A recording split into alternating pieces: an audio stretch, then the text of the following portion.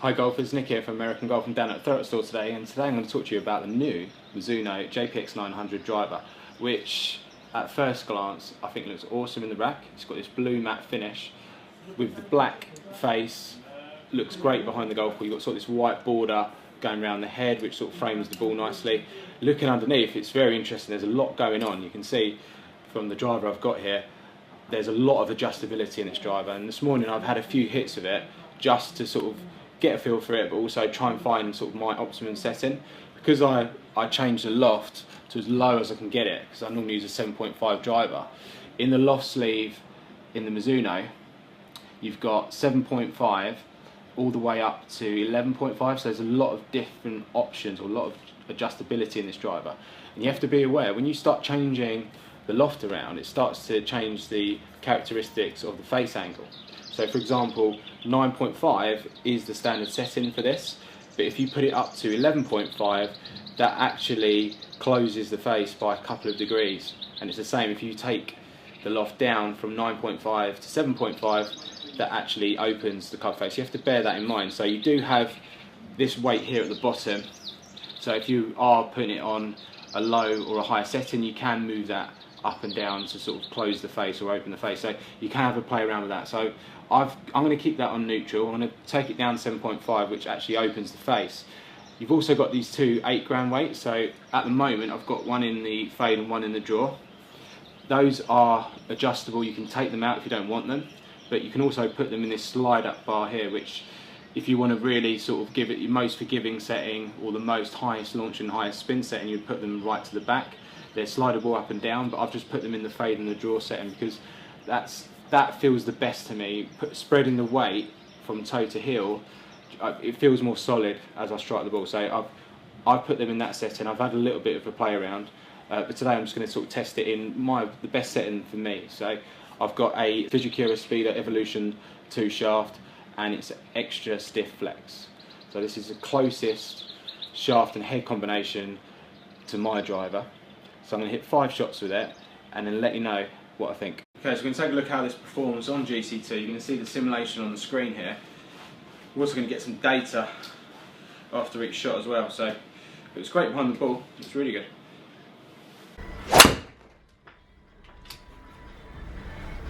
Feels pretty solid. Slight pull on that one.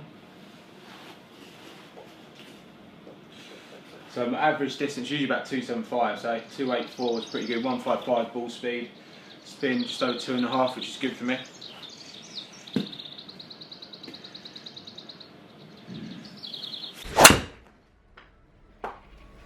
Maybe slightly higher on the face, slightly higher toe that, so it's probably not quite going to get the distance. Ball speed's probably going to drop down to 150-ish. 148 ball speed.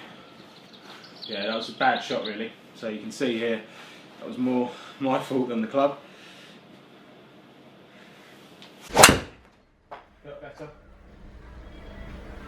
It's probably going to be exactly the same as that last shot. Felt better, but it's just almost identical. 149 ball speed. That was spinning a little bit too much.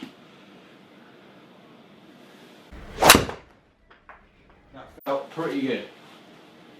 Fit out the middle, so let's see if that's got any more yardage on it. No, it's about average.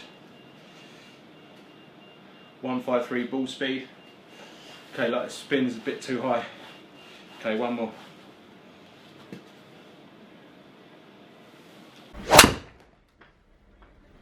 Okay, put a bit more clubber speed in that. Lost a touch of control. Felt good. Distance has got over the 280s. Ball speed 157, so good ball speed on that shot. Spin rate was good, just a slight pull. So let's sit down now and take a look at some of that data. So you see me hit 5 shots there, and my first impressions of this driver are, it feels really good, it looks good, there's loads of adjustability. I probably need to spend a bit more time playing around with the different settings because there's so many different options. So at the moment, like I said to you before, I've got these 2 blue weights in the fade and the draw, and that felt the most solid for me. It might not be the best setting though. Having those 2 weights in this middle track here is sort of like the default setting. So you can put one in high, one in low, just to balance it out a little bit, or you can put them all to the front, put them all in the low setting. That may be worth a go just to see what the numbers do. So in terms of adjustability, there's so much adjustability in this club, and it's something you probably do need to get fitted for to find out which one's going to be the best one for you. In terms of performance, taking a look at the data, I would say it's very similar to my current driver. So let's take a look at some of the numbers. So ball speed is 152. So the ball speed is a little bit lower than my average. I think that was partly due to me, because I hit 2 shots there, the second and the third shot. I hit them slightly sort of higher on the face, slightly higher toe, and probably a bit too high, and they dropped below 150. But apart from those 2 shots, the ball speed was pretty good. So that last shot there, 156 ball speed, that's just above my sort of average. Total backspin, 2,800, which is pretty good. Anything below 3,000 I'm pretty happy with. I know probably ideally I want to be sort of more 2,500 to 2,400 to really optimise sort of my distance. Total distance was 274, which is pretty much bang on average. In terms of shape on the ball, there was a fair bit of shape. You saw that last shot where I tried to put a bit more into it. It just turned over a little bit more than I'd like. So I would like to sort of play around with this a little bit to try and put it in a setting where I can feel I can really go for it, put a bit of club head speed into it, and still hit it pretty straight, because just putting that extra bit of club head speed for me lost a little bit of control in that last particular shot. So overall, fantastic driver. Looks great, feels great, performs great as well. It's obviously, you do need to get fitted for one of these. I'm not sure if this is sort of the perfect shaft for me, but this is a Speed Evolution 2 69 gram extra stiff shaft, so it's kind of similar to what I use, but I don't know if it's the perfect one for me. So I'd need to sort of play around with the weights and the shaft to find out what is the most optimum head for me. But other than that, it's pretty good. So golfers, if you want to give the new JPX 900 a try, pop down to any American Golf and we'll be happy to help you out.